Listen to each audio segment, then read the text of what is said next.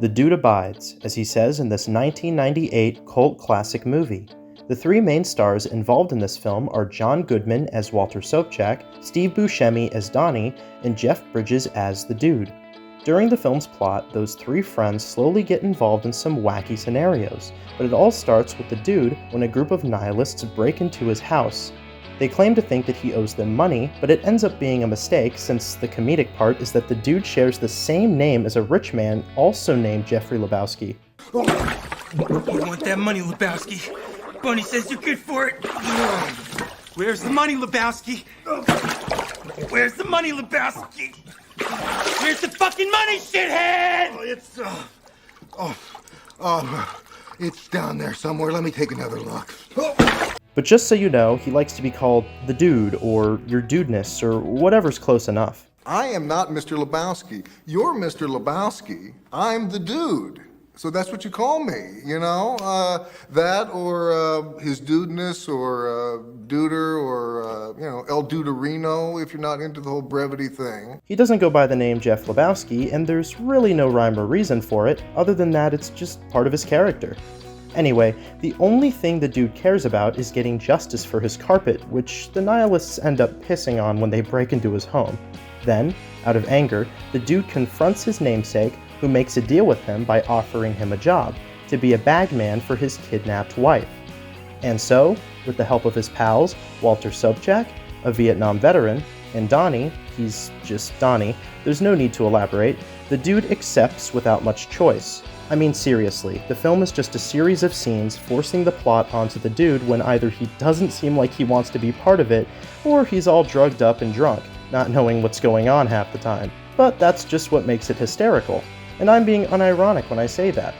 This hidden gem might just be one of the most clever and unique films of its time, and it is my job to tell you why. Directed by the COEN brothers, I am here to talk to you about The Big Lebowski.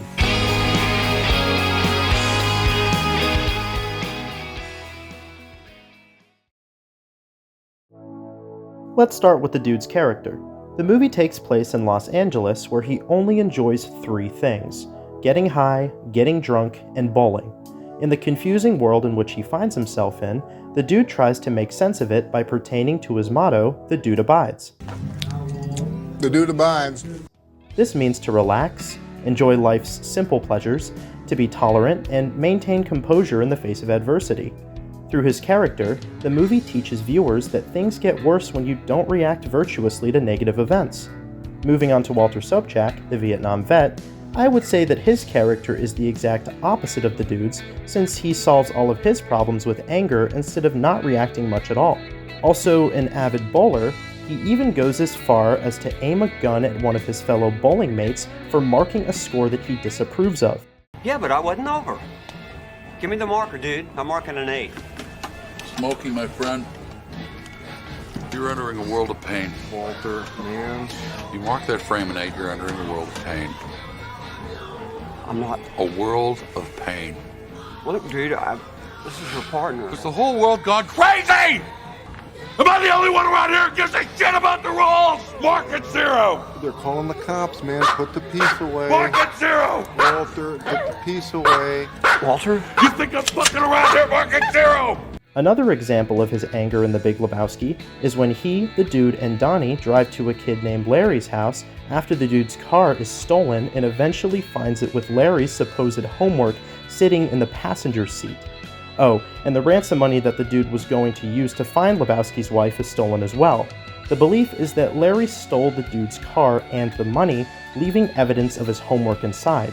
The dude acts calm, but Walter of course acts irrationally towards Larry when he interrogates him about the homework. Please.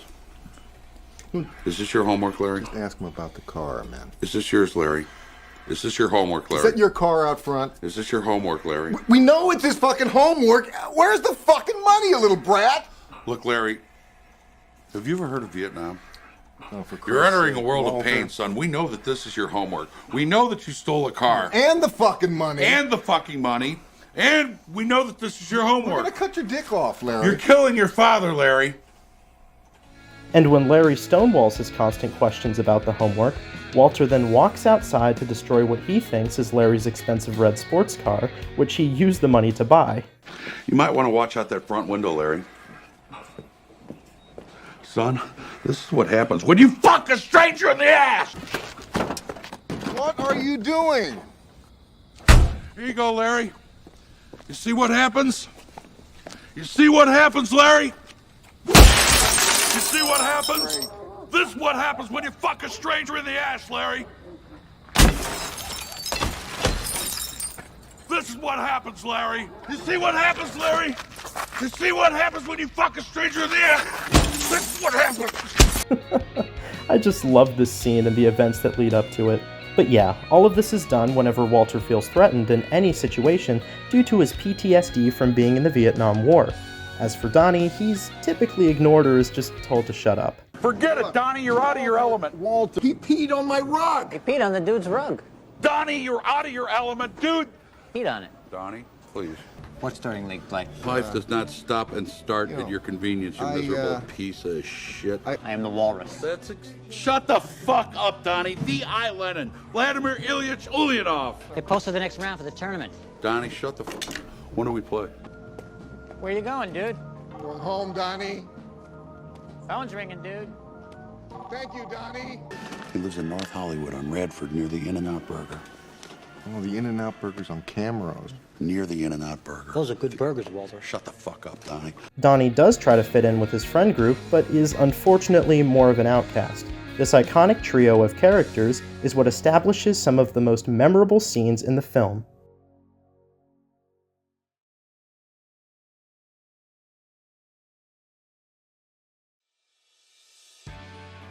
Okay, everything from here on out contains spoilers for the plot, so I would stop this video right now if you are an insane person and haven't watched this film already. Yes, I'm talking to you. What are you doing? Get on those pirated websites and go watch it. Wait, I don't condone that. Guys, please don't cancel me.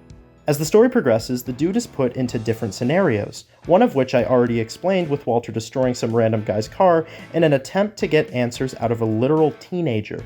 Other scenes include the dude helping his quote-unquote lady friend conceive. Was that yoga?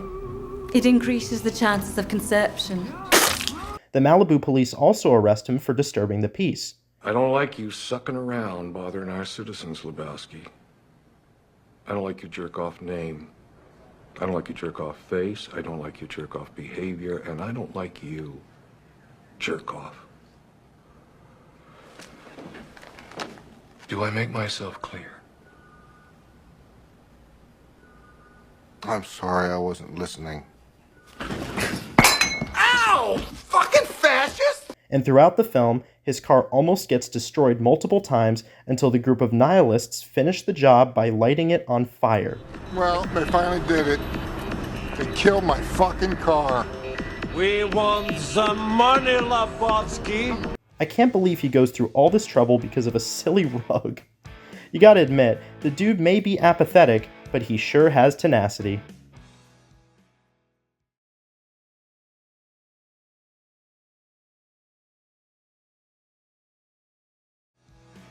There are two dreamlike sequences in The Big Lebowski which are used to portray symbolism. The first one begins with the dude flying through the night sky over the city of LA, and he sees his quote-unquote lady friend flying on a magic carpet, which is most likely his carpet that was peed on by the nihilists. He is then weighed down by a bowling ball as he falls towards the ground, and the scene cuts to a shrunken down version of him standing on a bowling ball return system. A ball rolls out of the machine at him, like the boulder from Indiana Jones, and he gets trapped inside the holes as his lady friend rolls the ball at some pins. This marks the end of the sequence, so let's break it down. The beginning of the sequence with him flying around probably represents how he's floating through life without any worries, but it ends up causing him pain in the end when the bowling ball runs him over. Now for his lady friend being in the sequence, that's a little harder to pinpoint, though it might just have to do with her being the cause of his dream, since she's the one who knocks him out. The hold she has over the dude's life is quite overpowering, especially with how prominent she is in the next dream sequence.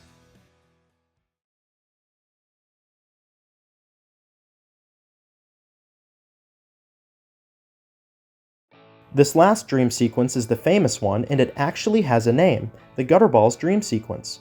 Instead of being knocked out by his lady friend, okay, I need to stop saying lady friend because it's quite obviously his lover, I'll just call her Maud. But yeah, instead of being knocked out by Maud, he is instead drugged by a man named Jackie Treehorn who thinks the dude has the ransom money when all the dude wants is his rug back. He is invited to Jackie Treehorn's garden party as a ploy to get the Nihilists to invade his apartment again while he's drugged up.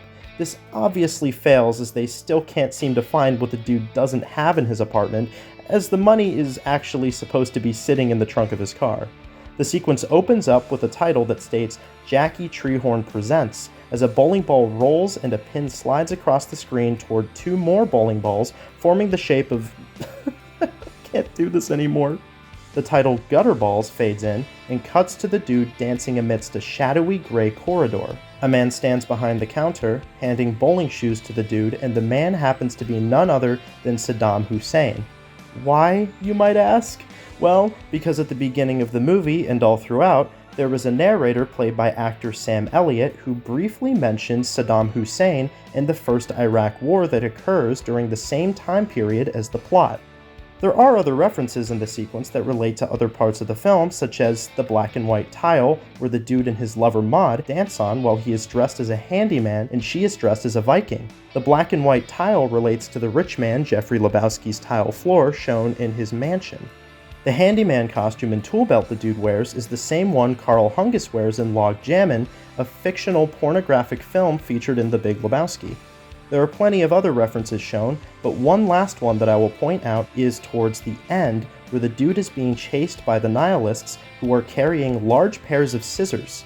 The scissors can be seen in Maud's loft in the form of a painting early on in the film.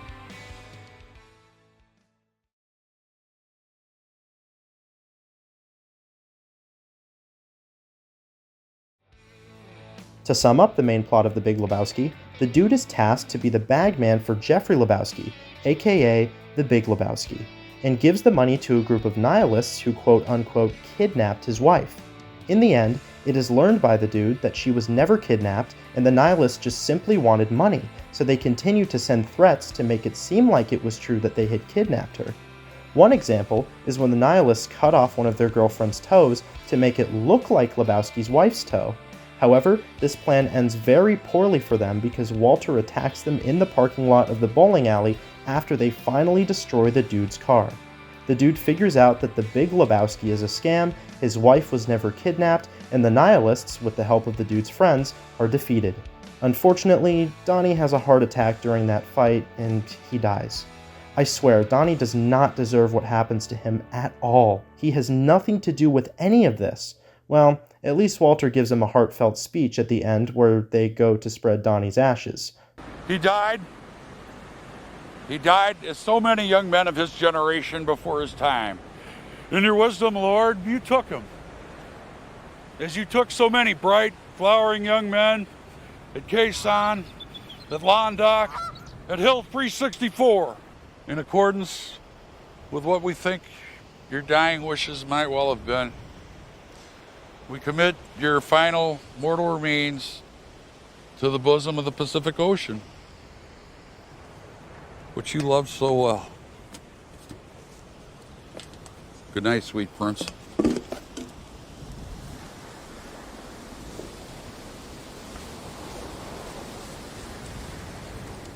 Yeah, never mind.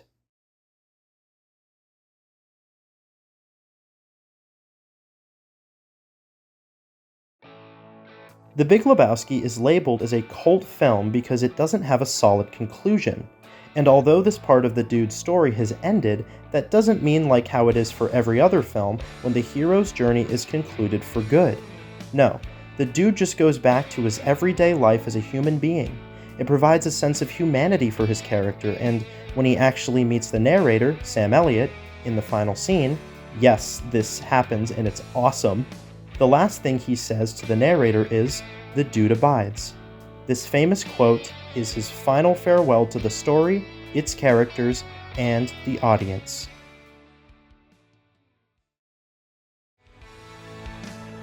Thank you so much for watching. This video took a lot of time to make, so I would really appreciate it if you would leave a like and subscribe. And please make sure to turn on that notification bell so you don't miss a future upload. More quality videos like this one coming soon. Once again, I really appreciate you, and I'll see you next time.